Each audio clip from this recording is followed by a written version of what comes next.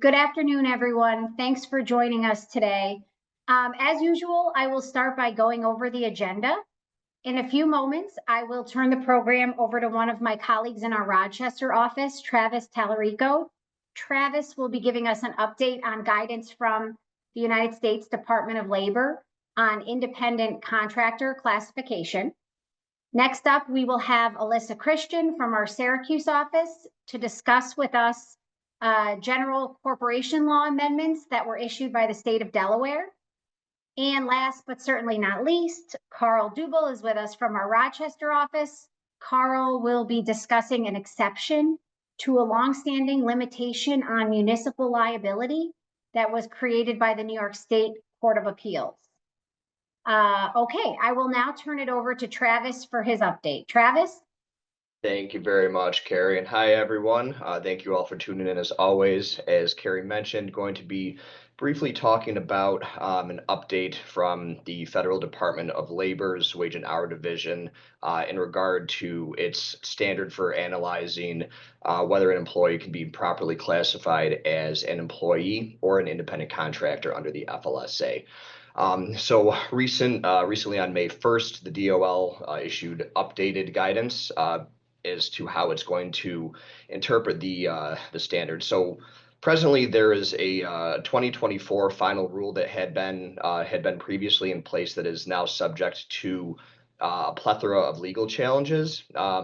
Essentially, the current administration's the DOL of the current administration is really reconsidering whether to apply that 2024 rule or not. And what we'll be doing is we'll give you all a quick walkthrough between the differences between the 2024 rule and the standard that the DOL is now going to be applying moving forward. I'll be upfront, they're going to be a little bit nuanced, but hopefully when we get through with this, it'll be under clear what the overall picture of this is. So as a bit of background, the 2024 rule that I've mentioned was implemented by the Biden administration and in general was a more employee-friendly interpretation of how relevant factors should be applied when determining whether to classify an individual as a W-2 employee or a 1099 independent contractor under the FLSA. Now, both of the standards we're going to be talking about are based upon what's called an economic realities test, but there's some subtle nuances between the both of those which we'll be explaining. So, to discuss the 2024 rule, which again, this is the rule that the DOL has stated that they will no longer be following the interpretation of, there are 6 distinct factors that would be analyzed to determine whether an employee would be classified as an employee or an independent contractor. Those 6 factors are 1, opportunity for profit and loss, depending on managerial skill. 2, investments by the worker and the potential employer. 3, degree of permanence of the work relationship. 4, nature and degree of control that the employer exercises over the employee or independent contractor. 5, the extent to which the work is performed is an integral or essential part of the potential employee's business. And 6, any sort of specialized skill or initiative that an employee needed to do whatever their respective job duties and tasks are. Out of these 6 factors, none of them would have a predetermined weight. And the guidance says that some other additional factors could be considered, but in general, it's these 6 that receive the most emphasis. Now, what the current DOL guidance states is that it's reverting to go back to a previous test that was stated under what's referred to as fact sheet number 13, which was guidance issued by the Department of Labor in 2008. Now, fact sheet 13, and I'm going to go through the similar elements, which we'll note are similar, but it does provide a broader perspective of the meaning of an employment relationship, essentially allowing for a broader interpretation of how to legally classify someone as an employee. So again, this is still considered an economic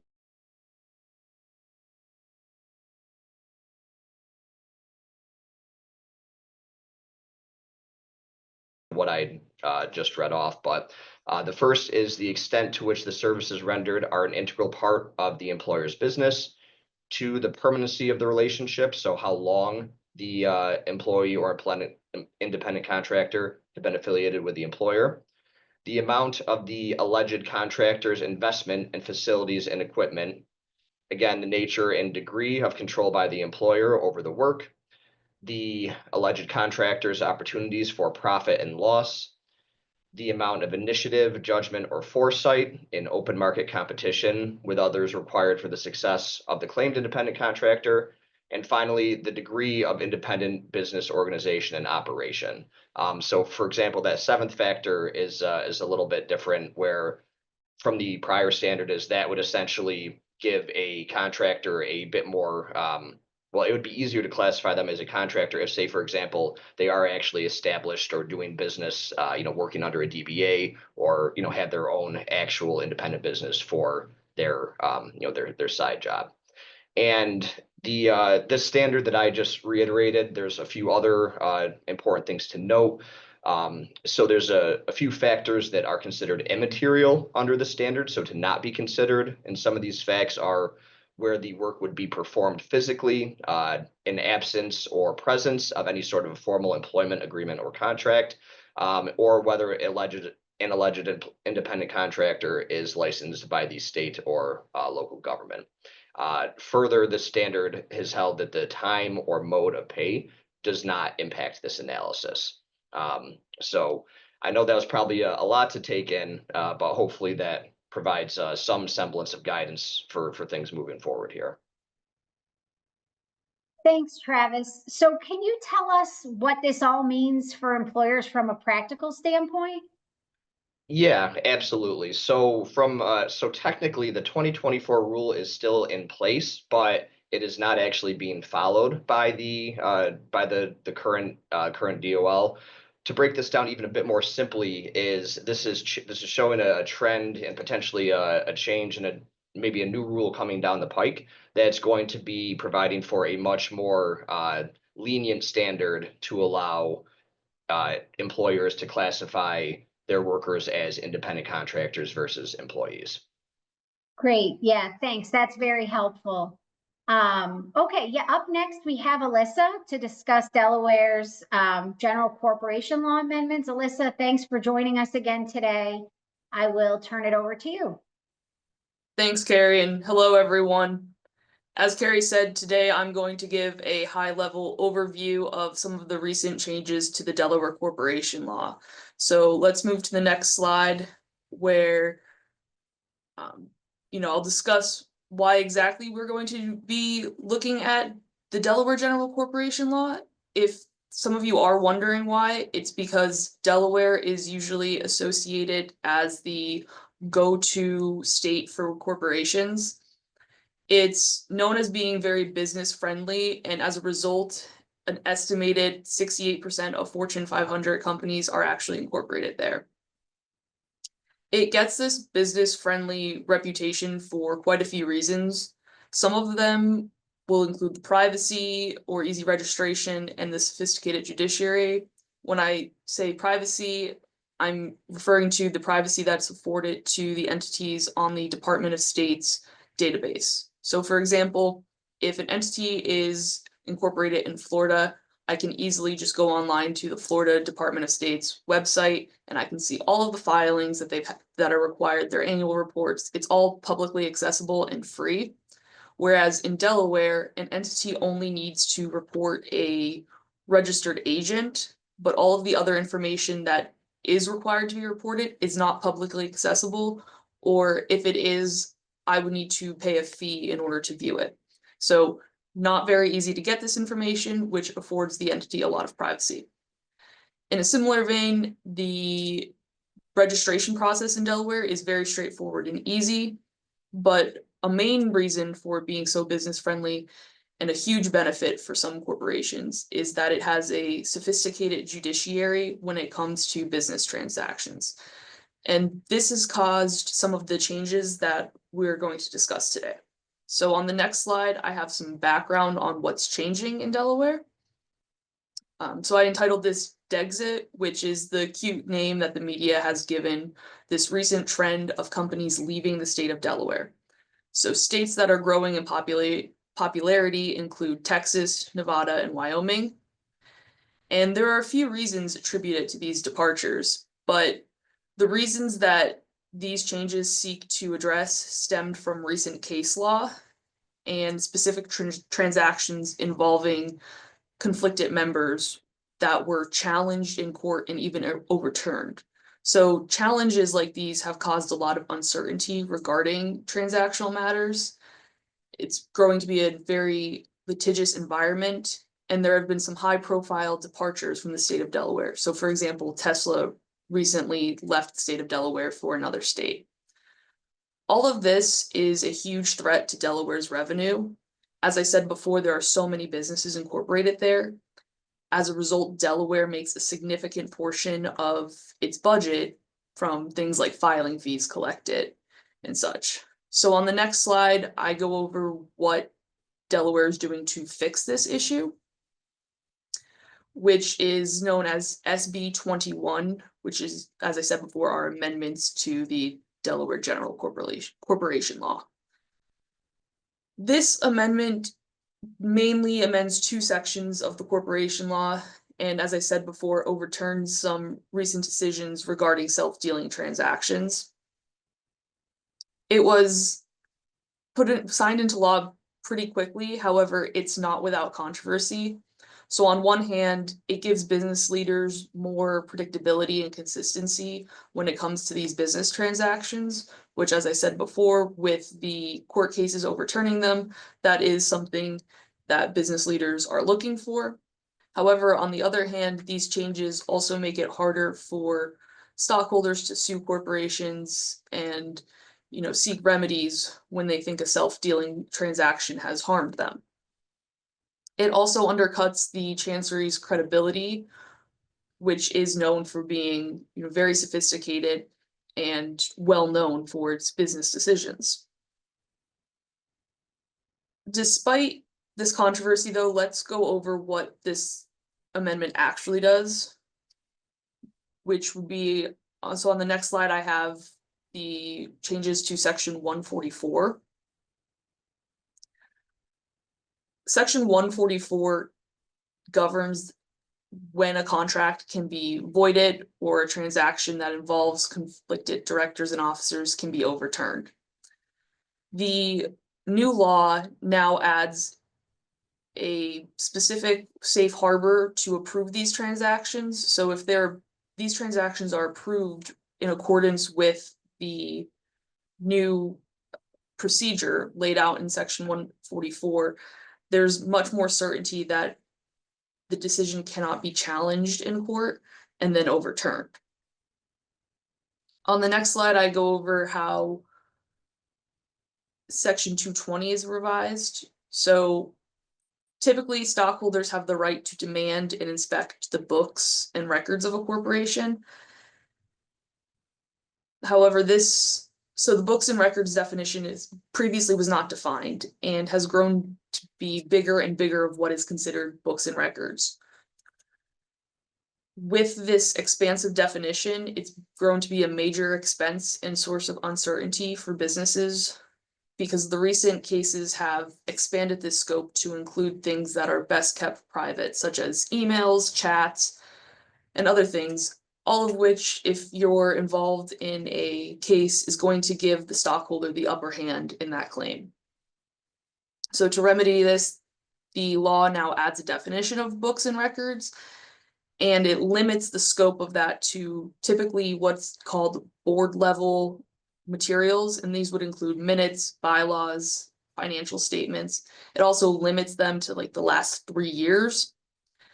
And then it adds the requirement that the stockholders' demand must have a reasonable, proper purpose, and that has to be defined with a certain amount of specificity. Additionally, the corporation is now allowed to impose reasonable restrictions if it has something to do with confidentiality or how much the records can be copied and what they can actually be used for. The corporation can also redact part of these books and records if it's not related to that proper purpose, which is now defined. Kathy, let's move to the next slide. So as you can imagine, these changes are pretty significant and they apply across the board. In fact, they even apply all the way back to anything. So as long as the challenge did not happen before February 17th, 2025, that's the date that the bill was introduced. It's not even the date that it was passed. The new laws and the definitions of books and records proper purpose applies. So those safe harbors apply as well. Really, only time is going to tell if these changes are enough to stop what is, concerned to be a mass exodus of corporations from Delaware. But this is clearly an issue that Delaware is taking seriously. That's all I have, but let me know if there's any questions. Thanks, Alyssa. That was very helpful. Can you tell us, are there any other factors that you counsel clients on when it comes to deciding where to incorporate? Yes, absolutely. So when clients are looking to incorporate or form any entity, we first discuss what their business structure will look like. And so this entails looking at how many shareholders or members there will be, the relationship amongst those people. And as we also look at what kind of business are they looking to conduct? Is it just a property holding company? Are they actually looking to have employees? And we discuss different types of entities. So these laws here focus on corporations, but there's also LLCs, S corps, partnerships, as opposed to just this traditional corporation structure. All of these have different tax implications, so we can go over tax implications to discuss, whether they want to talk to an accountant about certain things. And then we also discuss the costs associated with each type of entity, the filing fees, and how they differ state to state. Incorporating in a state that's outside of the business's, main home may require additional fees because they have to now register to do business in the state that they are from, or file assumed names in other states as they don't recognize the business name. So all of this is an added cost. So there's a pro and con list that we need to go through, and it's not always ideal for startups to pursue a marginal benefit in a more, business friendly state. I think we've had quite a few clients come to us and say that we had a friend who is incorporated in Delaware. We really want a Delaware entity, and then we go over the pros and cons and ultimately decide that maybe, a state like New York would be more efficient at this time, but things like this can always change. We can reincorporate later or form a separate entity if things change down the line. So these are all things to keep in mind and discuss with an attorney. So if you have any questions, please reach out to an attorney at Bond. We'd be happy to discuss this. Thanks so much. Yeah, that's a lot to consider, but we appreciate the insight. I will now turn things over to Carl, who will discuss the exception to the limitation on municipal liability. Hi, everyone. My name is Carl Dubel, and I'm going to be discussing a recent case from the New York State Court of Appeals called Weisbrod Moore versus Cayuga County. Now, this is from the New York State Court of Appeals, is the highest court in New York State, for those that aren't familiar. This case is what's known as a Child Victim Act case, which a few years ago, the New York State legislature allowed those individuals who suffered sexual abuse when they were children, many, many years ago, whose claims have normally would have expired and been barred by the statute of limitations. They were allowed to bring those claims in a short period of time. So this particular plaintiff alleges that when she was in foster care, when she was a child, she was sexually abused by her foster parents. Now, it's interesting because she does not actually sue her foster parents. She's suing the county and the foster system that dealt with her placement with these particular foster parents. So when you're suing a municipal entity, they are entitled to certain protections against negligence claims, which this would be one, given the fact that they are a government entity. And normally a municipal entity engaged in a government function, in this case it would be placed in child foster care, can only be liable in negligence when the facts demonstrate that a special, quote unquote, special duty is established. And there's three traditional categories when this normally would apply. It's when the plaintiff is belonged to a certain class whose benefit for a specific statute was created. When the government entity involved voluntarily assumed a duty to the plaintiff beyond what is owed to the public generally, or 3, when the municipality took positive control of a known or dangerous safety condition. Now, in this case, none of those 3 traditional special duties applied. And for that reason, the intermediate appellate court, the one below the New York State Court of Appeals, had dismissed the case against the county and said that they could not be liable under any circumstances for the abuse that was caused by the foster parents. Now, the Court of Appeals took this case and overruled that intermediate appellate court decision. And although it was consistent in the fact that those 3 special duties did not apply, it created an exception or extended an existing exception for plaintiffs who were in government custody. Now, prior to this case, what that meant was individuals who were in the physical custody of a government entity did not have to establish one of those 3 special duties. Now, that obviously does not apply here because the plaintiff was in possession or in the physical custody of her foster parents who were not government entities. However, the Court of Appeals ruled that as the foster system, they still had legal custody over the individual. So therefore, the county and the foster system still had a duty to protect this person from reasonable foreseeable harms, even those that were caused by third parties who were not under the government's control. So in this specific case, what that meant was because the foster child was still legally, the government was still legally in control of where that individual could be placed, they would still have a duty to keep them safe from this particular type of injury. Now, like I mentioned, this is kind of a new or an extended exception that had only previously applied to those in physical custody. So it's a pretty specific case in that it really only involved the foster system. However, it indicates a trend that the Court of Appeals is going to look, and probably courts around the state are going to look a lot more closely at claims brought against municipal entities and are more likely, given this holding, to find that claims which have been traditionally dismissed at the outset of the case are going to continue through to litigation and potentially to trial. And that's important for those of you who are in the public sector, or maybe you work for a government or county entity, because